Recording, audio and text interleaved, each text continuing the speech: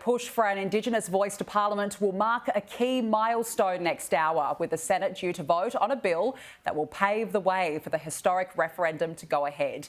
Joining me now live is Nationals leader David Littleproud. Thank you so much for joining us. We've of course just had Dean Parkin on, who's certainly a big pusher for the Yes campaign. He says it's now or never, basically. Is it game on for both sides of the campaign now?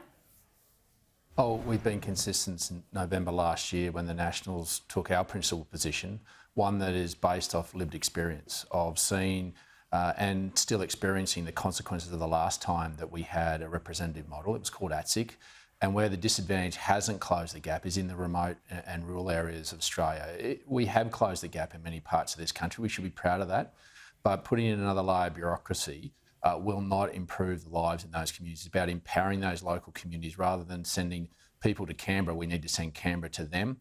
And if this was just about constitutional recognition, then I sense my party room would wholeheartedly support it. But unfortunately, the Prime Minister's divided our country by conflating a representative body with constitutional recognition. And he can show some leadership. It's still time for him to separate the questions or to go back and actually just make this about constitutional recognition, because that would be a unifying moment for our nation. But unfortunately, you only have to look at the polls. The Prime Minister has divided us and we want to be constructive, but we cannot see ourselves go down the paths and repeat the mistakes of the past.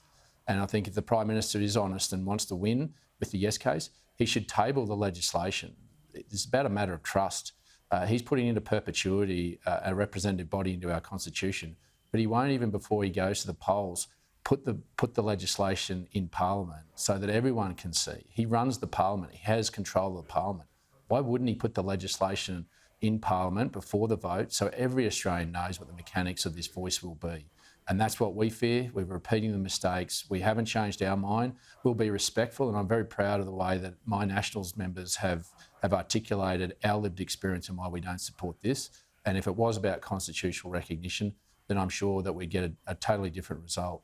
But haven't both sides of the debate made this divisive? I mean, we know that the opposition leader, Peter Dutton, he already said that the voice will re-radicalise Australia. How is that sort of language helpful in this final stretch?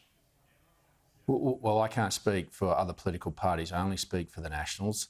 And the Nationals, from the moment that we announced this back in November, have been respectful. We haven't called anyone names. We've actually articulated our reasons cogently around our lived experience of the last time we had a representative model.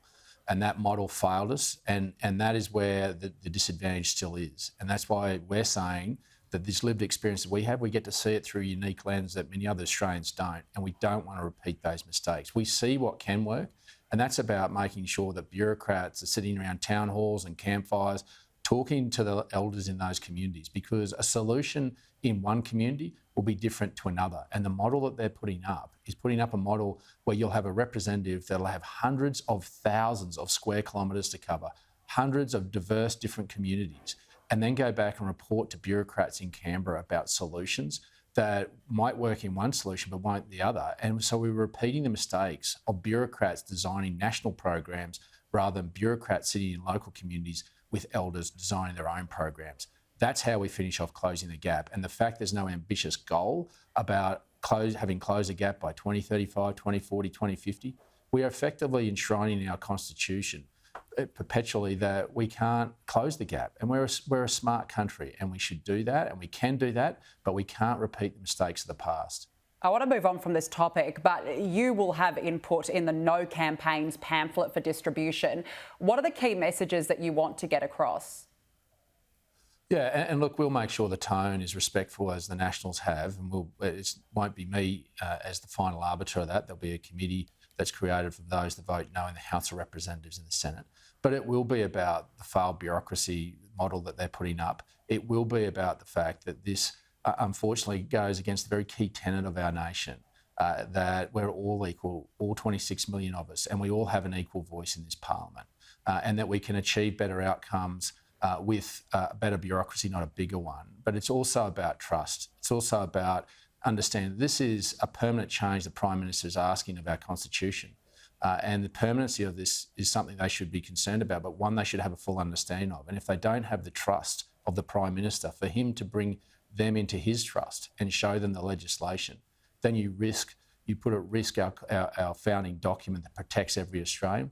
And the fact that we've already got lawyers from both sides, eminent lawyers from both sides, that contest the legality of this means that in legal terms, the business model of lawyers, if they have disagreeing arguments, there's only one way to arbitrate that.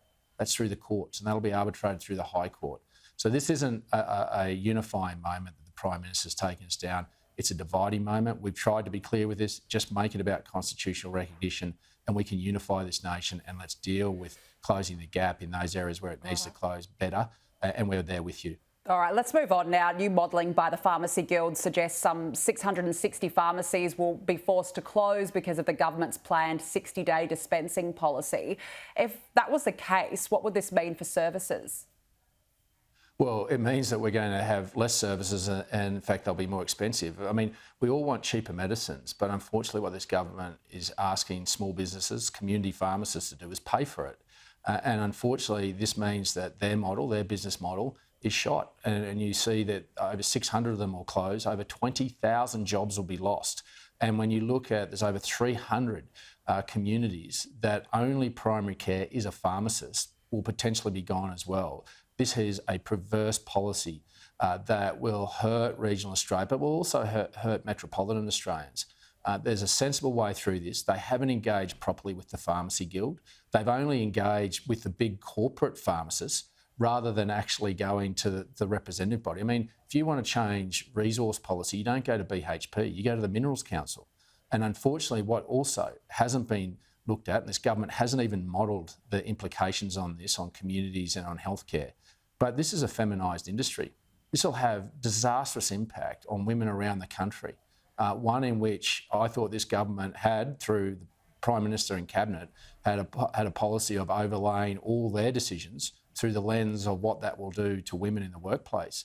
This will destroy livelihoods, not just of pharmacists, but also their workers, which is in a feminised industry. And I'm just concerned that this has been ill-conceived by Mark Butler, but unfortunately, community pharmacists who are small businesses will face the full financial brunt of that, but the community will face the health brunt of it. And that is not a great outcome for this country. And it's time for the Prime Minister to intervene and to stop this policy and to go back to the drawing board.